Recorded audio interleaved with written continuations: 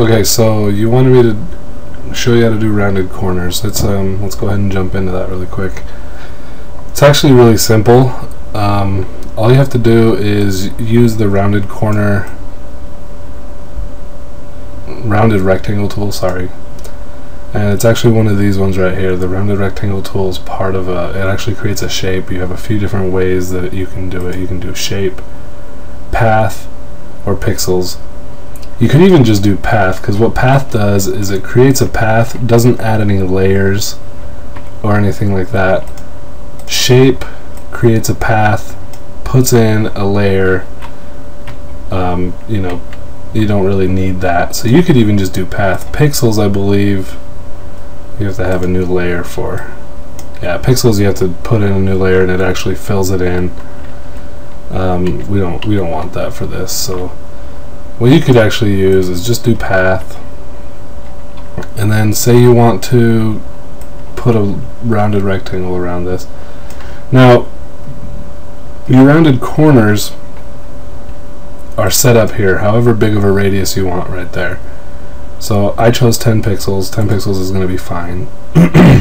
Let's now that we have this, if we right click and do make selection, we don't want to feather the edges, because it'll actually make it have like a faded look.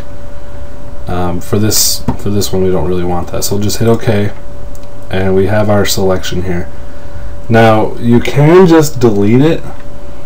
I mean, you have to hit Control I believe, no, Control Shift I, and it'll invert the selection, and you're actually selecting the outside. You can just delete it. I would actually suggest not doing that, and actually just come down here and do create a mask on it. The reason I say to do a mask instead of just deleting it is if you mess up when you delete it, the pixel data is gone, you can't get it back, you have to start over with that picture. If you just do a mask, if you don't like how it turned out, you can always delete the mask and your picture comes back. See, so say I actually had, see, I cut off the edges of the shirt there. Say I didn't want that.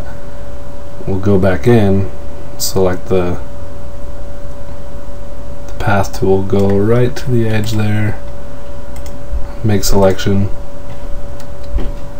put a mask on it, and then I'm good to go. And there you have it. Now if you don't want all this other stuff back there, obviously just delete that layer, and then we can go image, trim, leave transparent pixels on, and then leave all the trim away selected, because if you uncheck this it won't trim away the top portion.